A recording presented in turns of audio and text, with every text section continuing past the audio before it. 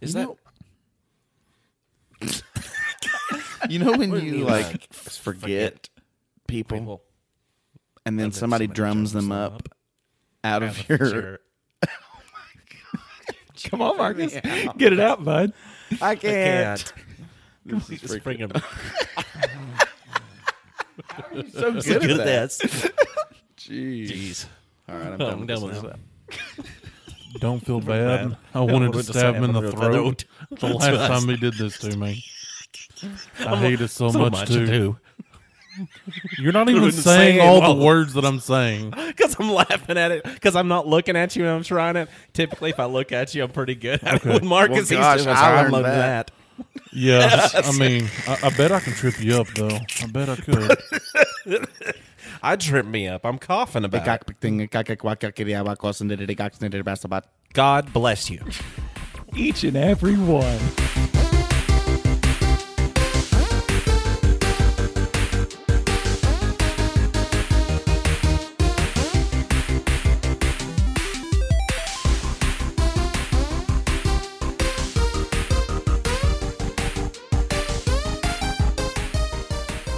Hey everybody, I'm Dane Holland, and I'm a doodle daddy now. I'm Austin Shazam Pfeiffer. That's it. That's all. Wow. I'm Marcus Whitaker, the man behind the curtain known as I Am Electric Man. I'm Austin Tiny Zent, and I love my mom. There you go. And this is Nerd It Through the Grapevine, a podcast where four best friends gather weekly to talk about our favorite parts of past, present, and future nerd culture. And nerd culture being past, present, or future. What does that involve? That involves the most current rendition of Lucifer on Netflix. Yes. It released its second half of season 5, which was released on May 28th. So it's going to be, in case nobody knows what Lucifer is, that's what I want to talk about real quick. Lucifer is a television show that started in 2016 on Fox.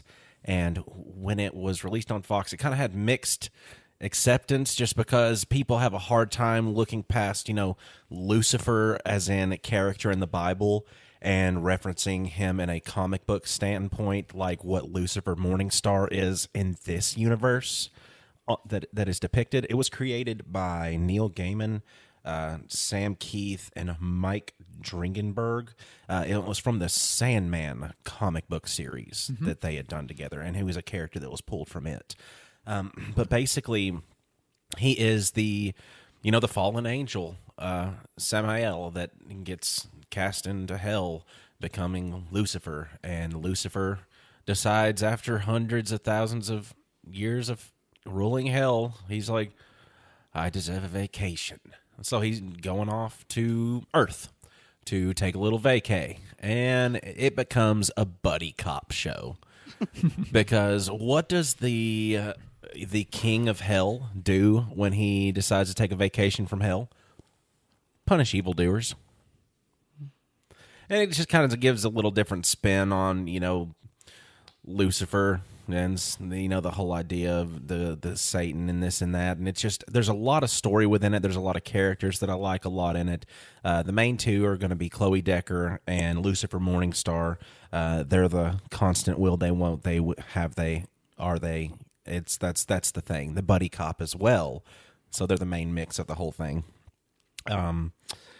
But that's just something I wanted to mention. I wanted to throw this out there because my idea behind my topic is what Lucifer consists of.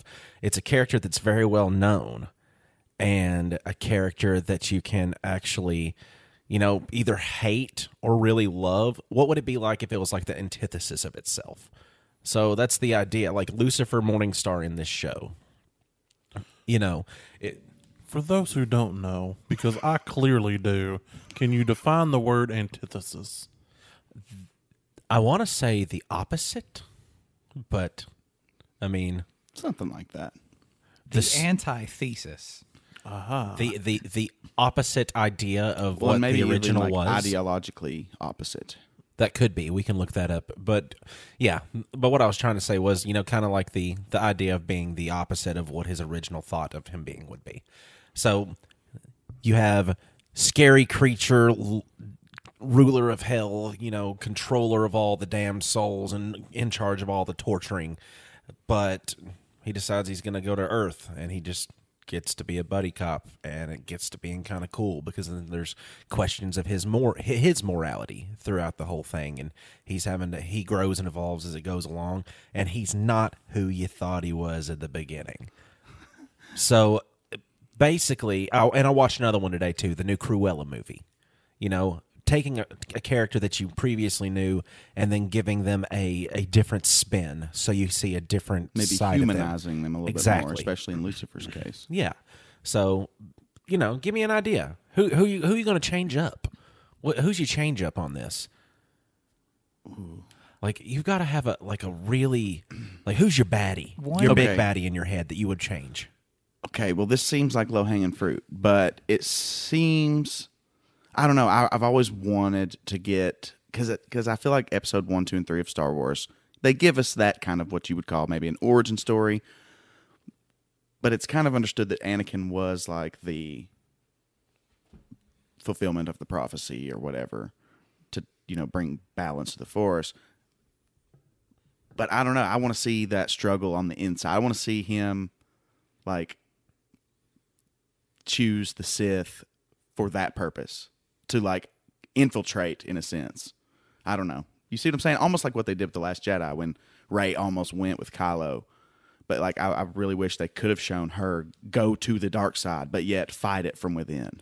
Yeah, because whenever she almost went with him, it wasn't for the dark side. It was for his idea of eliminating both of them and starting something new. Sure.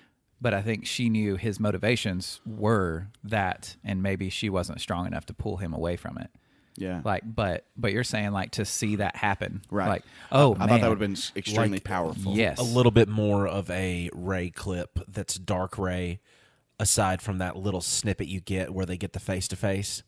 That would be kind of a little fantastic extended edition to actually see what would, maybe a snippet in time to where it's like this vision of her doing this kind of thing. And what if that could become an Elseworlds kind of thing? Well, I think that would have been a good time to introduce Palpatine whenever they were kind of in that moment of, are they going to join one another?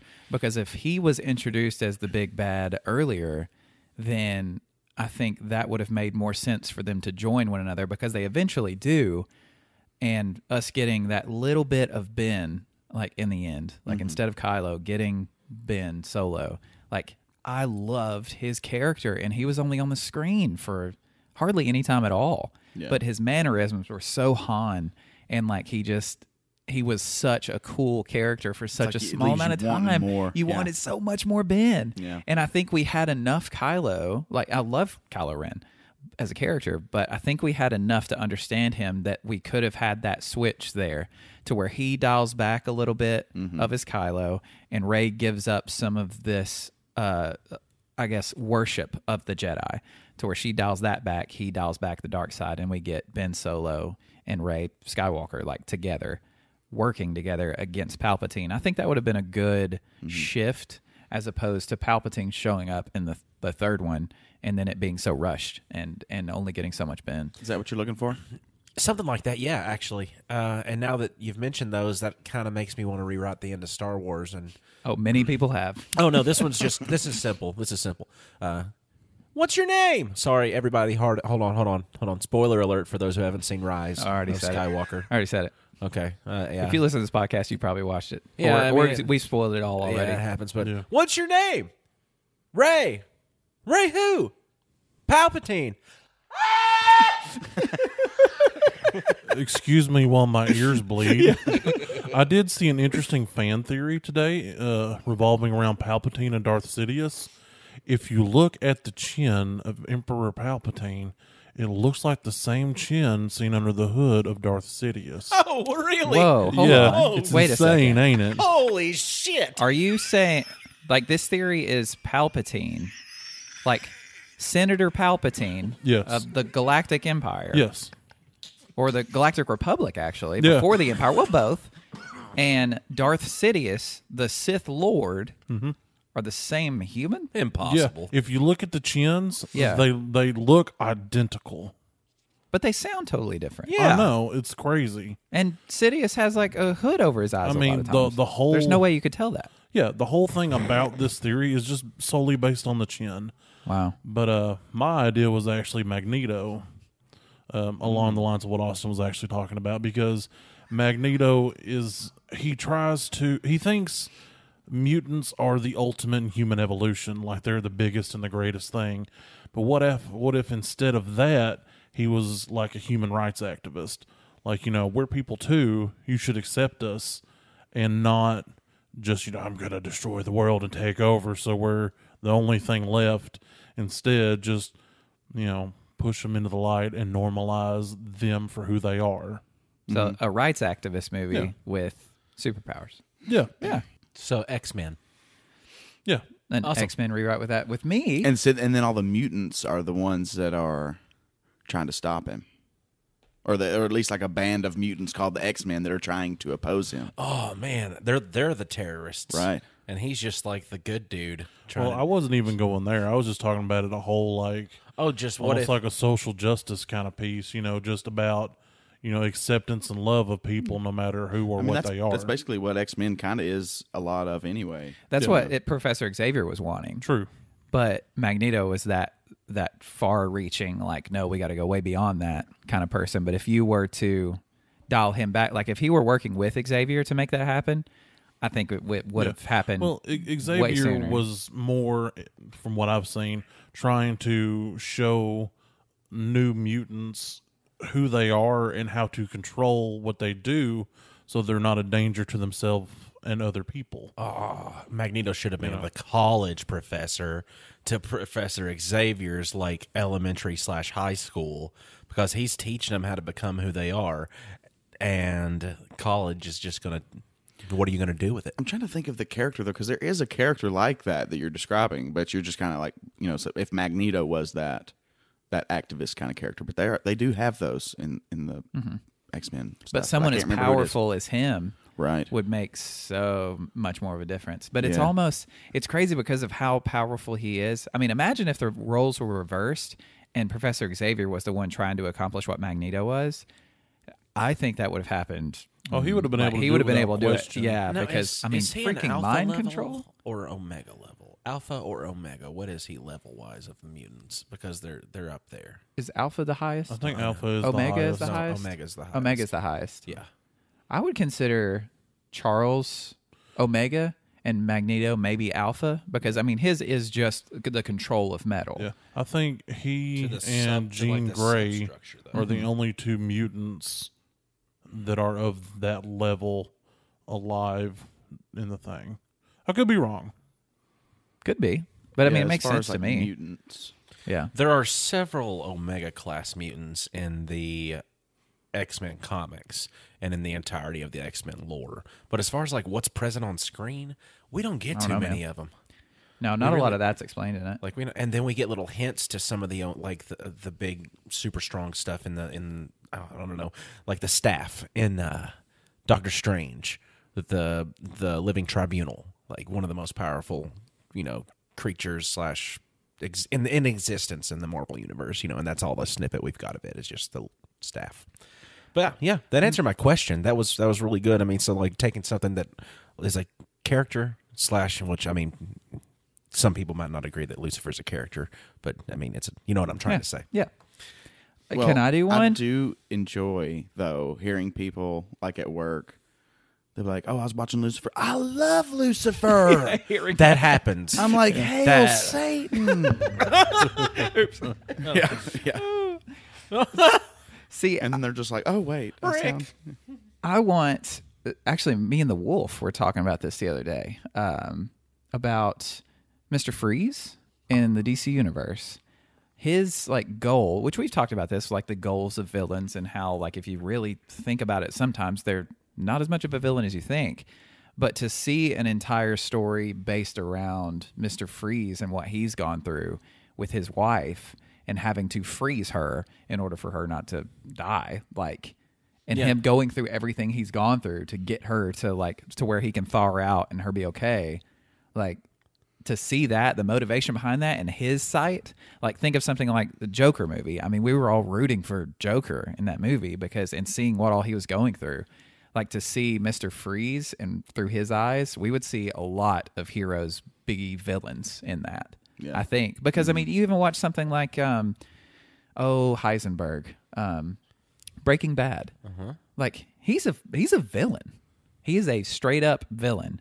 At the beginning, his cause is completely like just if you think about what he's trying to do because he can't afford freaking like treatment for cancer. And it's still in that gray area. It's gray. It is gray. But the show leads you like the way it's shot. It's through his eyes. It's through what he's going through. Everybody roots for him through the whole movie. But I mean, he's not the hero of that story whatsoever. But you root for him. And I think that Mr. Freeze, I think if you gave him the Breaking Bad treatment, which I think is a way of doing what you're saying, like giving a character the Heisenberg Breaking Bad treatment would completely change the way people think about a character. Like, yeah, well, I mean, through that. Yeah, and it's kind of like myth deconstruction too. It's like, I don't know. It's like, was Thor's hammer, was there actually a god of lightning who summoned a hammer from the sky, or that made this loud thunderous noise, or was it just like and misinterpreted gun?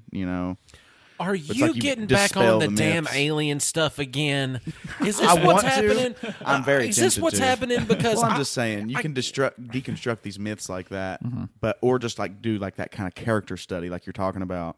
That would be, it would shine a new light on some of these people we deem as evil or bad. Mr. Freeze actually got a movie like that, but it was just poorly represented because Arnold Schwarzenegger. Well, because Joel Schumacher wasn't the guy to tell that story.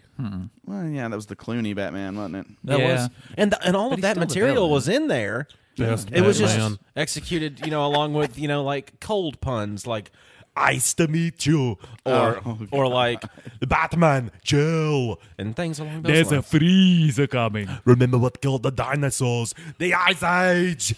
Wait, are you comparing Mr. Freeze to Ned Stark? Because winter is coming. That's why he froze his wife.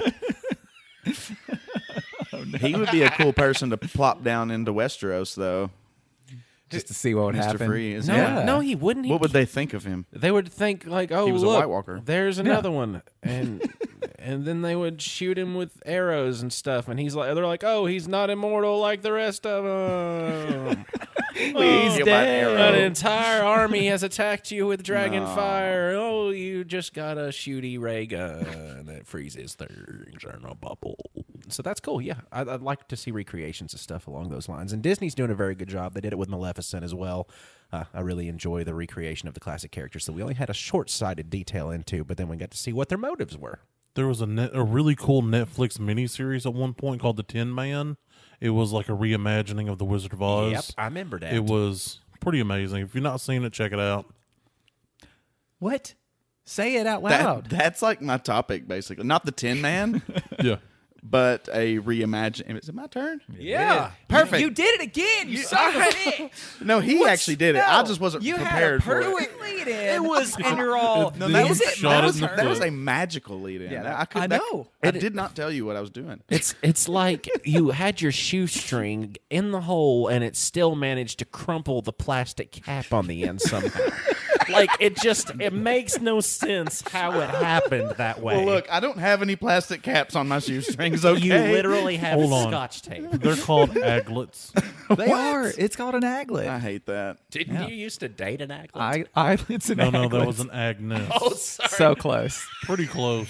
So, yeah, how would we reimagine this tale? I mean, because a lot of people have, but like really for this time, like with social media and just everything. You know, The Wizard of Oz needs a rewrite. I know it's a classic, but it just needs one. They gave you one of those. It was with Rebel Wilson, and she was trapped in a romantic comedy. I feel like they've done it a couple of times because there was Wicked, and the whole book series done from the perspective of the Wicked Witch of the West, and then there was Tin Man. So there's Okay, two Oz right the there. Great and Powerful with Okay. James Franco. But that's not like a retelling. That's like a kind of a sequel, kind of. Wasn't there one with a pumpkin head man in it? Yes, Return to Oz. Return to Oz? That one? Yeah, that was a crazy, weird, kind of entertaining that movie. drummed up something from my depths of my mind. Yeah. Well, I like mean, The old Wizard nostalgia. of Oz was a series of books. It wasn't just the one. Right.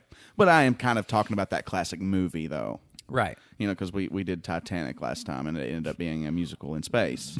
So I was just interested to see what the Grapevine could do with the Wizard of Oz. I understand that a lot of people have done it. This is Perfect. not an original idea. No, I do have great. a question before we delve into this. Yes. I mean, have you seen the clip? Yes. Where they yes. thought the Okay. shadow of it was hanging in the tree, like Yeah. dangling. I was just curious. But anyway, sorry, back to your topic. Represent the lollipop. Murder on the set of Wizard of Oz. Okay. That might be our end. A Law and Order style movie with the Wizard of Oz where Dorothy shows up and there's been a murder and she has to team up like this buddy cop style thing with the Tin Man and the Scarecrow and stuff like that. And as they're looking for clues as to who have done this, they find like the Scarecrow's courage and the Tin Man's heart.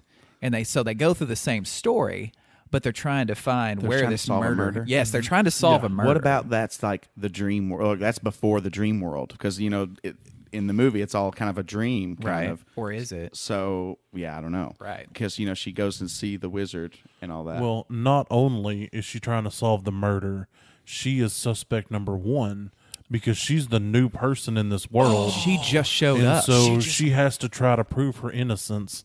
And I see it as an old like noir type gumshoe film. Yes. Where they're doing that transatlantic accent, you know. God. Or instead of landing there on the Wicked Witch of the East, she lands on Glinda the Good Witch, and everybody's furious.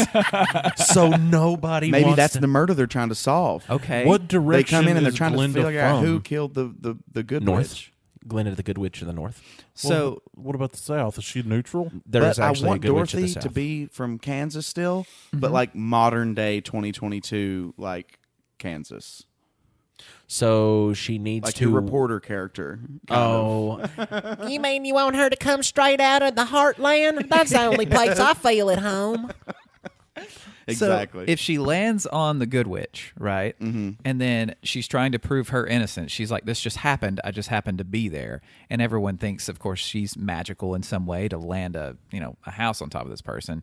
So the Wicked Witch of the West is actually the one who brought the house down to frame Dorothy. and she actually did it with DJ mixes Jazzy and Jeff? beats. Yeah, And DJ. So DJ and Jazzy she Jeff got transported there through with through an audio file, Right. And then when she brought the house down, right. yeah, And that's what happened. Okay, Yeah. so it was a rave. it was that a was- rave. that was when the it was a beat rave, and the beat dropped. Oh my God! Yes, she was at a rave. Yeah. Trying to solve this murder, but then she got distracted by the rave. Hey, y'all. Hey, you seen that guy that got killed?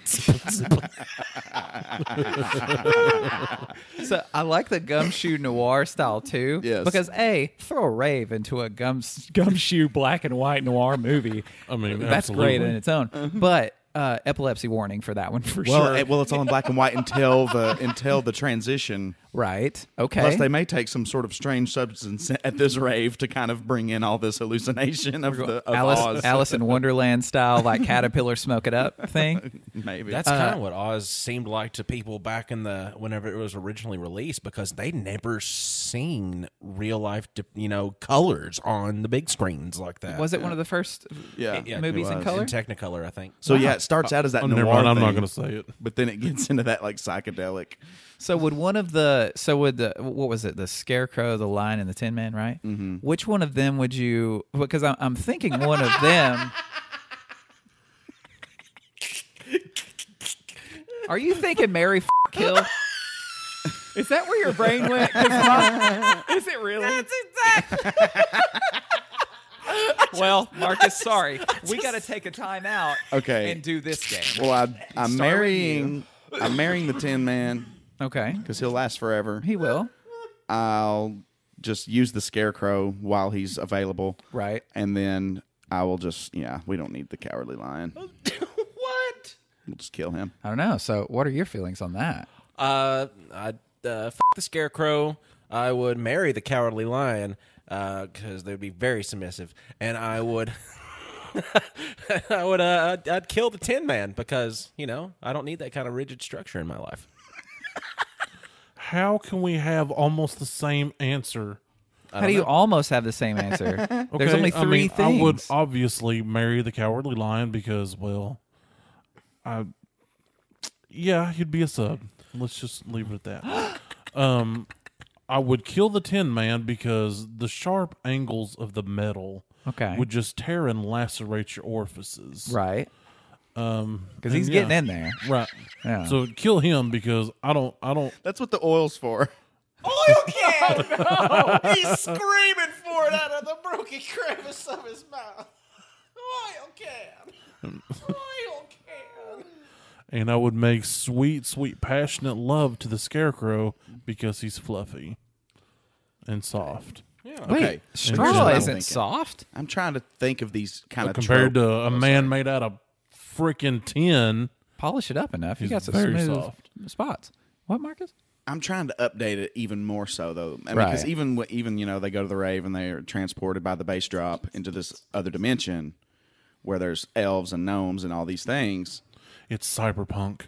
Well, yes, Whoa. very much so. Ooh, here we go. Like that. You mean stylization, kind of? Just No, set straight there. up cyberpunk. What if she sent into the future into a cyberpunk like? Well, see Yeah. that. Okay, this is getting into more what I'm talking about. So, what would the Tin Man equivalent of that world be? What would the Scarecrow Cyborg. equivalent Okay. of that? Well, 'Cause all I can obviously- think of is a man who's waiting for. He's got like a phony heart, like a fake heart pumping in his chest. I want and it so to he's be waiting the on a ex- donor, like for an the Tin Man. android. I want to be the exact You have opposite to of that. find the person that has his Yeah. heart, and he rips it out of him Well, and yeah, puts it back in. and like even the metaphor is true. Like he's heartless. He just doesn't care about anybody. He has no empathy, and he just needs a heart donor. Yes.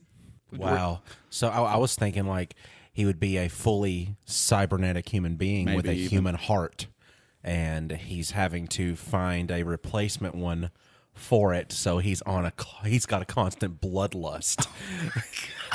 He wants kinda to like become that. infinite, and he So cannot. therefore he's heartless. His only weakness is his human heart because that's the only had a heart. There you go. That's him. Okay, so he's a Cybertronic Tin Man. Yes. With a Who- bloodlust. Because he has to have another human heart that's going to last him another. TNMN. But along that's his the actual way- name that's his cyborg name. Tin Man. Yeah. But along the way, he like finds that empathy within him. Maybe he like upgrades his computing software and he starts to learn empathy and things. Well, Whenever he finds that the best match for the human heart is a small, like 10-year-old little girl, and he just can't do it. Yes. It unlocks his feelings and his emotions because he's like, Something overrides his previous he's like, programming. logic dictates that I rip the heart out of this child and put it in me, but I just can't do it. the 'cause she's so wizard. freaking adorable. Exactly. And the wizard, the man behind the curtain, is the one who was like originally programmed him. Yep. Or something like that. So he's like inhibited his mind for so long, and he starts to discover that throughout the journey. Yeah. See, The straw man, the scarecrow. Yes. He's a drug dealer on the corner that's just he's so whacked out of his head that he doesn't know who or where he is. So in order for him to get his brain, you have to get him sober. no, it's a cyberpunk. So there's a drug that makes his brain work at full capacity. He's taken this drug, so it sent his brain into limitless level. Remember the movie and the show And Limitless? he has to snort it. His body is covered with different types of clothing that it's made out of straws. His name is the Straw Man, and he rips off a different piece of his clothing every time that he needs to snort some of his brain juice. Or he just has like leathery flesh from all the scars and scabs. Oh boy. Ugh. He's all patchy looking. Yeah. So I'm thinking he's just chasing that high to get his mind back to that limitless, like there's no breaking God point. level. Yes, God level cognition. thinking. That, but I feel like he's done too much, so his brain is ramped up exponentially to the point where it's become useless. So is he the only one that sees Dorothy? Sure. No, Because she's Well, from I another don't know. plane. Yeah. Like, so no one else can see. But these are really just her 3 buddy cops that are trying to solve this with her. right. But the straw man, he's the only one that can see Dorothy. So he's having to kind of relay stuff to the other 2 about like what she like, because she's the one that's And got then maybe the Tin Man can kind of like project it with his like cybernetic projection. Like he can like make a hologram of her. Yes. But they can't like physically see her. Yes. So what's the Cowardly Lion? And then we got to figure out who plays all these people. The But we don't Cowardly necessarily Lion need is to. the actual police officer assigned to the case for the murder, but he's just horrible at his job. Oh, and his name's Leon. The Cowardly Leon. Yeah. Every partner he's ever had dies because he's too like much of a coward. He's too scared to step take the in. shot. Yeah, he's never taken the shot. So he's had like 6 partners. All of them have gone down because he will not be the one to step in. It just so happens that they unload their entire, magazine into the first cop, so they don't have enough left for him. So he's lucky, but that's his.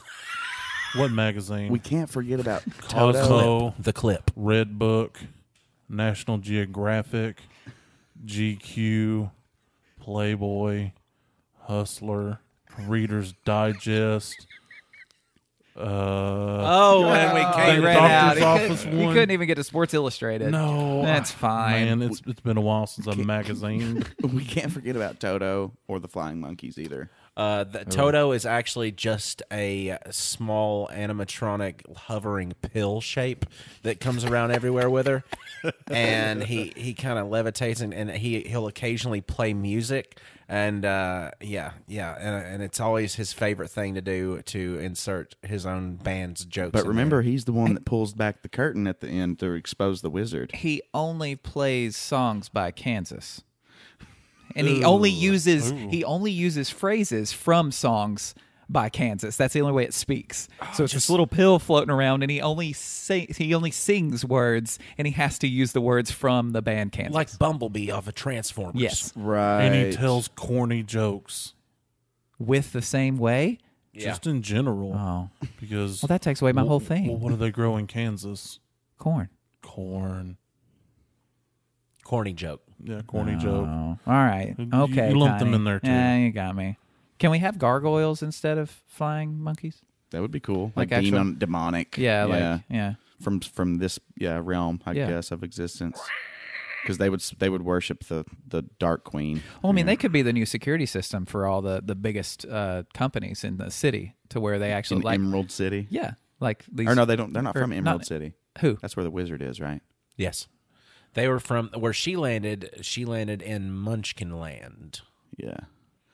And then the witch somehow leads them to the poppy field, or manifests the poppy field somehow, doesn't she? Basically, yeah. She's looking at her viewing globe, just like Rita Repulsa on Power Rangers, and she's saying, they've only got this distance to go on the yellow brick road from here to Oz. What's going to get in their way? What can I do? Oh, here's a giant field. Poppies. Poppies will make them sleep. So she just makes them get heroin high. So that can be the exact same thing, except it could be like a booby trap when they're going, like they're investigating. What are they investigating again? The good witch's murder. Okay. But then how does the good witch bestow? Well, I guess the good witch would have had to have the ruby slippers. There are 2 good witches, just like there are 2 bad witches. Are the ruby slippers just like rocket powered shoes or something? No, Where she they're can just fly red back home? Nikes.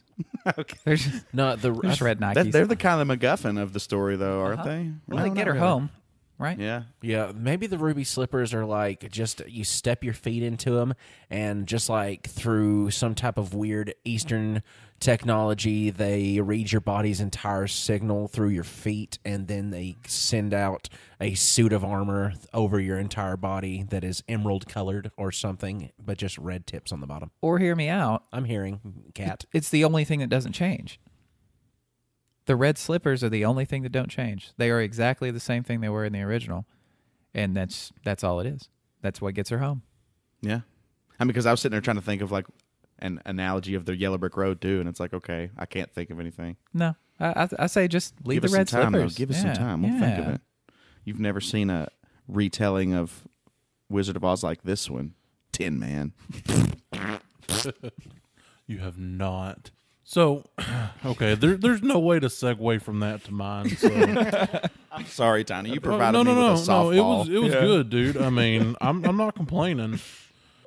Anybody that knows me knows that I love animals. Yes. They're like the greatest thing in the world. I love them. They love me. And another one of my loves is history. So if you combine the two, you get pretty awesome things. So I'm going to talk about animal war heroes. Oh my gosh. Yeah. The first one that I'm going to talk about is, her name was Cher-Ami. It's French for dear friend. Was it a deer? No, it was a messenger pigeon. Oh. She was a messenger pigeon. She was used by the U.S. Army Signal Corps in France during World War I. And, you know, she was trained to carry messages between trenches and to different battalions. And she managed to deliver a message when a group of our soldiers was caught in the midst of friendly fire. They sent out several pigeons to relay the message that, hey, it's us. Please stop shooting. And she was the only one to actually successfully deliver her message. She was shot in the chest. She lost one of her legs, and she had a busted wing, but she still managed to deliver her message and save 170 some odd people. A pigeon. Yes. That sounds like a Martina McBride song that I heard once back in the 90s called Broken Wing. And she carries her dreams. Man, you ought to see her fly. That's what it was about. Yeah. We found it. I gave it a theme song as she was getting shot and like mauled by bullets. Yeah. Animal war heroes. What a good topic. Yeah. She had received several awards posthumously because, you know, she died due to her injuries several weeks later. She's actually on display in the Smithsonian now, so you can go see her in all of her glory. You know, they even made a prosthetic wooden leg for her when they was trying to, you know, save her life, but unfortunately that didn't happen. I imagine her with a little crutch too, with a purple heart, like just pinned to the chest. Yeah. My personal favorite is Sergeant Stubby. He's a mixed breed. Looking at a picture of him, he looks like a Boston Terrier mixed with an American Bulldog. So he wasn't very large, but he was found by, let me see if I can find the guy's name right If quick. it's Jimmy Buffett, I'm going to lose it. It's not Jimmy Buffett. All right, well, that. I'm not going to lose it. Yes, Chad Kroger from Nickelback. Well, I can't find it real fast. But anyway, a soldier was from... Go ahead. A soldier from the 102nd Infantry was training at Yale, and Sergeant Stubby would come out and watch the soldiers and try to play with them and stuff. And the soldiers in their off time kind of adopted him like a mascot. So when that soldier went to war, he smuggled Sergeant Stubby aboard the boat, and at the time his name was just Stubby because he had a stubby little tail. He actually got promoted in the field to sergeant because he was initially the victim of a mustard gas attack, and you know, he healed up from that, but he learned the smell, so he would alert the soldiers in his unit to an attack that was incoming, so they'd have time to put on their masks and things. And they even specially designed one for him so he wouldn't have to breathe it too. He captured a German soldier that was sent as a spy to map out the trenches because he learned to differentiate between English, French, and German. So he would hear German and he would alert the guys around him. Wow. What? Yeah. He found this German soldier just kind of off to one side, you know, that was posing as World War II? One. Okay. Yeah. And grabbed him by the seat of the pants and held him there until American soldiers come and actually captured him. And he was shot a couple of times, so he was awarded a whole bunch of medals that if you want to know, you can look it up. Is he still alive? He is not, because we're talking like early 1900s. He would be like 700 in dog years. They just call him Sarge He's now. so Ascended. ancient. But What's that smell? Oh, Sarge over there rotting in the corner. yeah. After his tour of duty, which lasted a couple of years, he had to be smuggled back to the U.S. because, you know, animals are not allowed on military ships. And he actually became the mascot for Yale, and he did the first known halftime show. during the middle of the game, they would just turn him loose in the field with a football, and he'd bat it around and chew on it and play with it. And that was the first halftime show? Yeah. The first halftime show was Sergeant Stubby knocking around a football. It used to be so much more wholesome back So, then. Yeah, question right. though that is, what size is Captain Stubby, like, or Sergeant Stubby? Stubby. Yeah. How He- large of a breed is that? He's a pretty good sized boy. I'd say 60 pounds, give or take. Oh man, that's a painful smuggle. Yeah. I don't know how we smuggled him on board. Wait, it's not always the same as you get stuff into jail, right? Right. He was smuggled in a coal bin. I know that much. But how he Is was that what you call how he it? was put in the coal bin and that on the ship not being noticed, I don't know. If Yale really loved Sergeant Stubby, they would have changed the school name from Yell to Bark. Well, they actually erected a big statue of him on campus. Yeah, I heard So, it too. Yeah. He's also on display in the Smithsonian, so you can see him too, with all We of his gotta go to- medals and stuff. I want to go to the on his little Smithsonian jacket. just in general. Like Yeah, I do I've too. never been. I want to go. Well, I said general in sergeant, but you know what I mean. I see what you did there. Okay. In the last one that I found, there's a lot of animals used in war, but these were like decorated ones. And yet again, this is World War One. This is Staff Sergeant Reckless. He was a horse. I'm sorry, this wasn't World War One. This was Korean War. A U.S. soldier that was a Marine was at like a racetrack, and one of the guys had the horse, which had some, Korean name. But anyway, the kid was needing money to buy a prosthetic leg for his mother, and so the soldier, taking pity on the boy, bought the horse. And so now there's this Marine in Korea with a horse, He was used as a pack animal. He was used to carry the rounds for the recoilless rifles, which are huge. He could carry, I think it was like 20-something of them on his back, which is a lot of weight if you don't already know. He was so good at his job that he was able to actually carry them back and forth over miles without a handler. So they'd load him up and send him out to resupply, and off he'd go, and he'd come back and get another one. He was known for wandering around the camp, sleeping in the tents of the soldiers, and he ate everything. Anything that was in front of him, he ate. Like he ate his blanket that goes over his back several times. He ate $30 worth of poker chips at one point.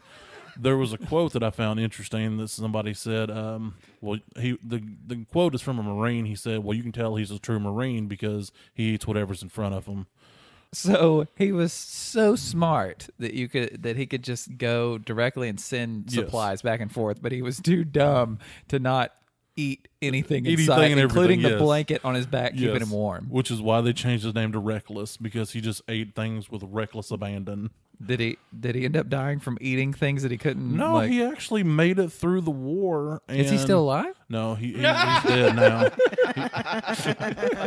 No, I mean, he died in like... I'm just he horsing died around, in sorry. 68. Oh, okay, gotcha. But in lieu of normal pension for soldiers, he was given room and food for the remainder of his life. So, he That's come more back than and- regular soldiers get. Yeah, that's true. Yeah.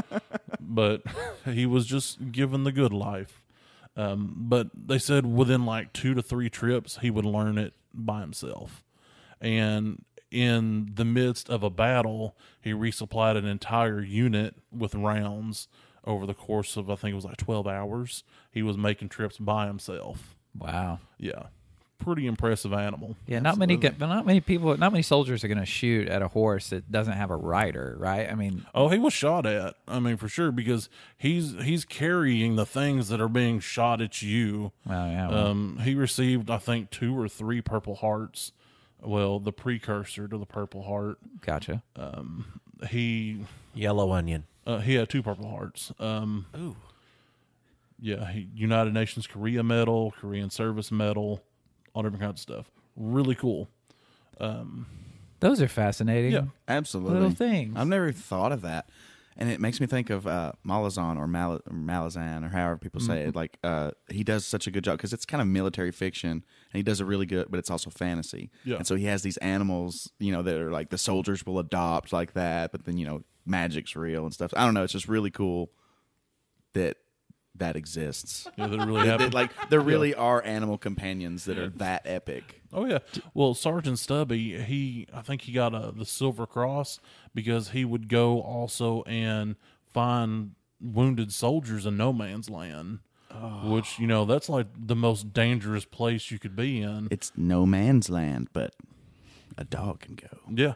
Or a war horse. Watch War Horse by Steven Spielberg. War Horse. See, what if Dr. Dolittle had his own army of all these animals that could just accomplish things that people can't? And I think he would have a really good battalion. War Horse. Yeah, or like the military's first animal-only battalion. Yeah, and Dr. Dolittle is some chimps. the Throw some leader chimps of in it. there. You would definitely have some chimps. What, Captain Gorillas. Dolittle? What would that be? I still don't know the rankings. Is that good? It's up there. It's an officer. I think they command a battalion. Yeah, that's what I said earlier, battalion. Yeah, I got good guesses. Yeah, War Horse. I'm not 100% on that, so don't take my word for it. I think sergeant, maybe squad. I mean, I don't know. Yeah, I think the next Dr. Dolittle movie will be a timepiece from World War One. Ooh. So That came out smooth so like a yet watch? creamy. World War One. World War One World War was actually One. one of the last wars where people actually rode out on horseback and stuff. Actually, the last cavalry charge led in history was shortly after 9/11. It was the first one in over 100 years. Wow. Yeah, look up the horse soldiers of 9/11. They sent a bunch of U.S. Special Forces to meet up with, I cannot remember the military group over. Chris that they met up Hemsworth with. was in that movie. yes, it was Yes. a movie. Yep, they got there, and I think there was like 200 and something soldiers all together, and they mounted up and they charged this particular encampment. Because Marines on horses are worth 10 Marines. So they had 12 of them on horses. So that was 120 Marines. They had them outnumbered. Yeah, I mean, there was That's Marines, science. there was Green Berets, there was SEAL team members. It was all of them. So it was actually Charging cool. on horseback. Yep, Wow. first cavalry charge in over 100 years. Well, throw me onto a horse and charge me into this next topic. The Show off. 7 basic plots why we tell stories is what I would like to talk about. And this is it's a book by Christopher Booker. Great last name for an author. Just thought of that. I'm just an old booker. I'm just an old booker writing books. And this was published in 2004, and it actually took him 34 years to write the book. Gee. That's a long time. And I think most of it was just research of all these different, the most famous books of all time. Just reading through every single one of them. Booker wrote a book about books. He sure did. But he was not a very effective booker because it took him so long. It took him so long. He's the only booker like this, and yet he still can't do it very well. It's a 736-page book. Have I read it cover to cover? Nope, never even read it before. I've always heard of the 7, basic plots or the 7 archetypes. I think Chris mentioned it of a hero. He did when he was on the show. He did. Chris actually got my brain going whenever he said that, and I was like, man, I want to know more about those. So now I do. And in this book, he basically, the basic thesis of it is, no matter what characters are in a book or what a story is about, in the end, it is only about the hero. The hero is the story. Because he says, other characters in the story are basically just representations of the main hero's inner state, of himself, just different pieces of himself. So when you meet these other characters with all these other, characteristics about them, it's actually just reflecting on something inside of the main hero himself. Or herself. So I thought that was interesting. I'd like to hear that explained. This book. Well, I would like to read the book at some point, but here doing a topic about it. But I think I wanted to do this topic also to get me excited to actually pursue the book to read it as well. But he and of course there have been critics that have been either for this idea or completely opposed to it because some would say that if your story or your hero does not fall within these 7 archetypes, then do you have a successful story? And of course you could. I think you could. I don't know. But the way this book lays it out is if you don't fall within these, then it's not a complete idea or a complete story, like reflecting upon the hero. And I'll go through those 7 plots so that way we can, I don't know, just kind of talk about them and check and see if there's something that comes to mind that's not mentioned there. Mm-hmm. But usually one of these is part of it. Like, let's say you think of one, it's like, well, they don't have this, but they have one of the other 7, then it still counts. Like they have something. I'll just start at the top. The plot of Overcoming the Monster, which is the protagonist sets out to defeat an antagonistic force, often evil, that threatens the protagonist and or the protagonist's homeland. And that's, Star Wars. Power Rangers. There, see, like everything. Tons of stuff comes to mind with these. And the next one is Rags to Riches. So the poor protagonist acquires power, wealth, and or a mate, and then loses it all and gains it back, growing as a person as a result. And it got me thinking of also just ones the Iron Ring. The Iron Ring? Mm-hmm. I'm not familiar. Rags to Riches? Yeah, Rags to Riches is what he titled that. So, but there's also, I feel like there are stories to where they start off at the top. Like there was no rags to begin with. Like they start at the top and fall. But does it always have to grace. be like monetary, or is it more of like? Well, no, it says power, wealth, or a mate. So they could say, so I guess in that sense, it's they do not have a love. So it could be a relationship as well, maybe. Right. You're rich in love. So yeah. Yeah, so it could mean many things, but just that title of Rags to Riches usually is equated with wealth. Yeah. But this in this it says or a mate. So I'm trying to think of one of those. So that's interesting. James Bond. What? The mate. He always gets a mate at the end of his movies. Poor James Bond that just can't get a woman. Oh, we never see how he loses the women. He loses them. Well, he loses them by going somewhere else. And mostly they die a lot too. Like there's a couple of there are quite a few actually of the James Bond women death. Octopussy. Shut your. It's was one a of movie. them. It's one of their names. She was a businesswoman. The Quest is the next one of the plots. It is the protagonist and companions set out to acquire an important object or to get to a location. They face temptations and other obstacles along the way. And it also says here, Lord of the Rings about 10 times over and over and over again. The movie The Quest. Or The Quest, which I'm sure was all about. It was about a quest. Oh, like the movie Quest for Camelot that had that twin-headed dragon, and it was a pretty cool movie. Well, when you think of any kind of like fantasy, Quest is going to be, I would say, all of them probably, right? I can't generalize that as all of them, but the main bit of them is going to be the Quest. A lot of modern fantasy, much like any other kind of modern kind of fiction, tries to subvert those things, right? So, but yeah, but in the there's end, a lot of quests. Yeah, a lot of quests. Epic quests. Voyage and Return is another one. That's where the protagonist goes to a strange land, and after overcoming the threats it poses or learning important lessons unique to that location, they return with experience. The Odyssey. The Time Machine is one that it mentions on this. Probably the book. You guys had talked about the Time Machine earlier. We did. So, Speaker for the Dead. I don't know. You're naming all these movies I've never seen before. Well, I'm not seeing I'm many naming movies, books. Though. Books or books. Yeah, or books. It was the sequel to Ender's Game. Willy Wonka. Oh, okay. And the Chocolate Factory. Voyage and Return? Yeah, because they leave the house and go there and come back. And he learns not to be a spoiled little brat. He does.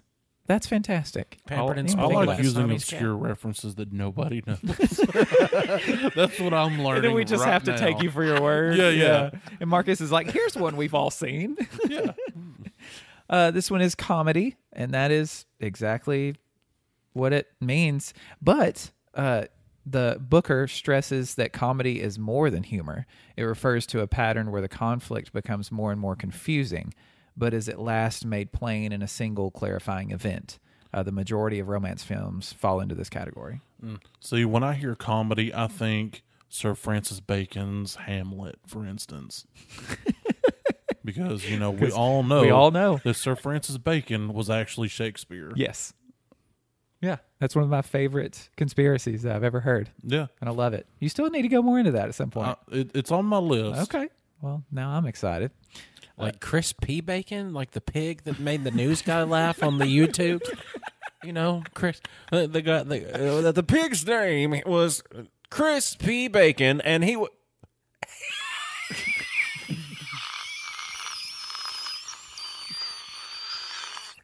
It was a really good video. That was sure. That was the I'm laugh. sure I can't tea kettle efficiently like Tiny whenever You're he pretty laughs. good at it, though. You've got a tea kettle sometimes. I can't help it. It's just Mine's where I go. Mine's a wheeze kettle. We all have a tea kettle laugh. Mine's just a little girl. I just sound like a little girl when I get to going. So, tragedy.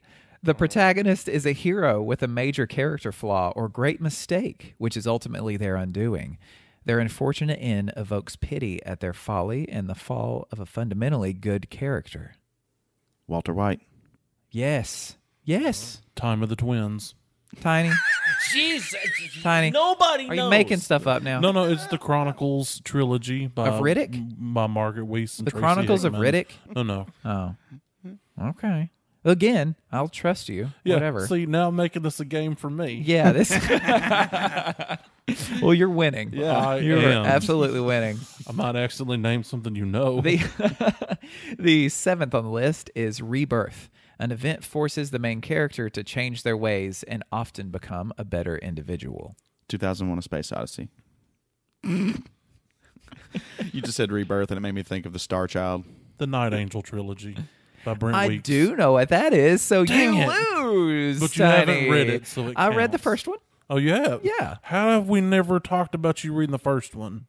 Because we never brought it up on a podcast. Well, you need to read the next two so we can discuss it all. I'll have to read the first one again because my brain doesn't hold things like that. Don't read the prequel until you're done with the third one. Yes, sir. How many episodes have we had since I made the listeners lose the game? So that's the seven different plot. That is the seven basic plots of a hero, of a story. And yeah, as we go through each one of those, once the definition comes to light, it's like, oh, yeah, your brain can constantly be coming up with different ones. And a lot of them are multiples, like put in They together. have multiple of those. yeah. Yeah. Because how can Voyage and Return not be a quest normally? Right. Like within that voyage, there is normally a quest to where you set out and come back. Because I mean, in the Lord of the Rings, do they make it back to the Shire? I haven't seen the Return of the King. You really want me to spoil it? No, 20 years later. 20 years later. Why don't you watch that movie? What? Why is it that I you bet- can't watch it? I can watch it. Oh, my I God. just haven't got around to it. This is It's pitiful. it's been out. They have them at Lowe's. They're like $3. Are they on the Netflix? No, around to it. They have them at they're Lowe's for like on- $3. Wait, Lowe's? They have these movies at Lowe's? No, they carry around to it. Never mind. I don't know, man. What are you talking about? You Yeah. said you didn't have a round to it. I said Lowe's. I didn't get sells around this to product. it. I don't. You. Plus, if you look at Lord of the Rings, Gosh. I always pick the worst times to try to. Please go. Anyway, when you look at Lord of the Rings, the four protagonists from the Shire. Yeah, I don't know now, but it was something to do with like how the other characters are kind of a piece of the protagonist. I mean, Yeah. because like Sam finds the love, Right. so that's like a rags to riches. But Frodo's is more of like that, the temptations, and I don't know. You'd have to read it to me again, but like you said, you can find these in multiple of these in almost every story too, especially if it's a well written. Yeah, a lot of them are Story. going to contain multiples of these. Yes. And Okay. Have y'all seen the movie Secret Window? Oh, it's been a long time, but yes, I've seen it. I just want to know which ones that one contains. Because I can't think of Yeah. a single one that's in there. Okay, yeah, you'd have to read through them again, but it's I mean, so basically Johnny Depp, right? Yeah. I don't know. I can't really remember. It's a Fight Club style twist at the end where it's like, oh, it was him the whole time, yeah, because I've actually seen this before. or With maybe the- even Fight Club. What is it? Which one does that one have? I don't know. That was awful. Well, Fight Club was a would be horrible movie. the overcoming the monster, but it's himself, right? Maybe. Isn't that the movie? Maybe with that's the, what Secret Window is too. is that the movie where he closes his eyes and he sees that penguin slide and it just has one word that it says and it just says slide? No, that's Fight Club. that's. No, that was a Jim Carrey movie, Mr. Popper's Penguins. I think it's Billy Madison. No, he was the guy that says Shazam and transforms into Captain Marvel. Oh, well, the book also has something called the Rule of Three, and according to the Wikipedia of the book, thank you. According to the Wikipedia of the book, the Rule of Three is it's the third event in a series of events becomes the final trigger for something important to happen. So this pattern appears in childhood stories like Goldilocks and the Three Bears, Cinderella, and the Little Red Riding Hood. Yeah. In adult stories, the Rule of Three conveys the gradual resolution of a process that leads to transformation. This transformation can be downwards as well as upwards. He has four different lists, or 4 different bullet points of what the Rule of Three can be. And the first is the simple or cumulative 3. For example, Cinderella's 3 visits to the ball. The second is the ascending 3, where each event is of more significance from the preceding. For example, the hero must first win bronze, then silver, then gold objects. The third... Do you know what Cinderella said when she got to the ball? Like the first thing that she said? Oh, shut up. No, not doing that joke. No, sir. No, sir. The third one on this list is the contrasting 3, where only the third has a positive value. For example, the 3 little pigs, 2 of whose houses are blown down by the big bad wolf. And the fourth, I wish he would have only had 3. That would have been good. But he has 4 of them. You probably could have left one of these out. Nobody would ever have said, what about this? So the fourth one is the final or dialectical. Yes? Is that word? I've never said that word out loud. The final or dialectical form of 3, where, as with Goldilocks and her bowls of porridge, the first is wrong in one way, the second in an opposite way, and the third is just right. So those are his rules of 3 that he mentioned too. That's kind of tacked on in there with the 7 basic plots of any story. See, I always thought that the rule of 3 was that, you know, whatever curse you would be giving out, if it was to be reversed upon you, you'd receive that curse 3 times fold. But that's a different rule of 3. That's just in magic. I thought The the rule Gathering? of 3. No, not the game. I thought the rule of 3 was like the Father, the Son, and the Holy Ghost. There you go. There's another one. Yeah. There's so many. Bronze, silver, and gold. Yeah. There you go. Yeah. Well, Frankincense and myrrh. maybe I should just read this book and fully understand what the heck Mr. Booker's Yeah, talking but see, about. I feel like each one could almost deserve to be fleshed out a bit. You know, like take just one and like really digest it. But maybe that's just something that my nerdy brain wants to do. Nobody else. It's in the book. I mean, there's 736 pages of him fleshing these things out. So So we can get in there. We can get deep in there. You're going to eat roughly a pound of paper to digest all of these. Wouldn't Yeah. that wreak havoc on your insides? And then you had Dusty Rhodes, and then his son Dustin Rhodes, who we know is Gold Dust, and then there was another one who was the son of Gold Dust, and I'm thinking, that his name was Justin Rhodes. So you had the rule of 3 of the American Dream, Dusty Rhodes. And I think we're going to travel down that dusty road and get on out of here. Thank you for listening to Nerd It Through the Grapevine, the podcast where you've got 4 best friends. Who gather weekly. to talk about nerdy stuff and things. On Instagram and Twitter and Facebook, all under @Nerd Grapevine. And then if you travel over to the Patreon account, Best friends, period, tiny ink, period. I even know it, and I'm not the one that says it. we were What doing is- a circle thing, Tiny. Why'd you yell? You're the one that says what, though? Discord. Did you know that you can't just search and then just jump into a Discord? You can. How? Okay. Explain it. Okay. Because when I went to look at how to do this, All right. You open your Discord app. okay, I'm doing that now. Okay. Yes. Now you click home. Correct. I'm home. There's a plus sign. Yes. When you click plus, Yep. Then it'll say like search for a server, and then you type in the name of the server, and then you can click to join from there. Okay. Because K-Dale, Yeah. none of us know who K-Dale is. I want to. K-Dale, be you a he or a she or A they. an other or Yeah. a they. Yeah. Yes, thank you. I was blanking for a second. tell us how you did it, because none of us invited you, because none of us know who you are. And also, you are the winner of our giveaway. Yeah! So hit us back anyway and let us know how to send you what you won. And we do need to talk about spoilers on this show, like he said. Like Kato mentioned? Yes. Yeah. Yeah, spoilers We'll of have to how we figure out address a- those. yeah. Yeah. So if you can find our Discord, hop in there and tell us how you want us to approach those. By next week, I will be able to get back with you and tell you how to get there on your mobile device. Gotcha. Cool. Yeah. Thanks for tuning in, everybody. I hope that you've had a great time. And if you haven't, well, why the hell did you listen this long? Sorry, gosh. I didn't mean to be so aggressive. I mean, it brings us to the very end of it.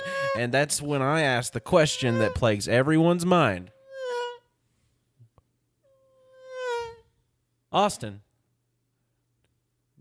when life gives you grapes, Well, I'm just taking into consideration that what around here, what we used to do is grab the low-hanging fruit. So when life gives you grapes, I guess that means that it was the low-hanging fruit, so I accept it. Into your heart as That the was fourth. masturbatory. It's like revelatory, but like better. oh my gosh, it's like a new whipped spread they sell in the dairy section. New whipped Austin. Spread him thin. New whipped master butter. Gross.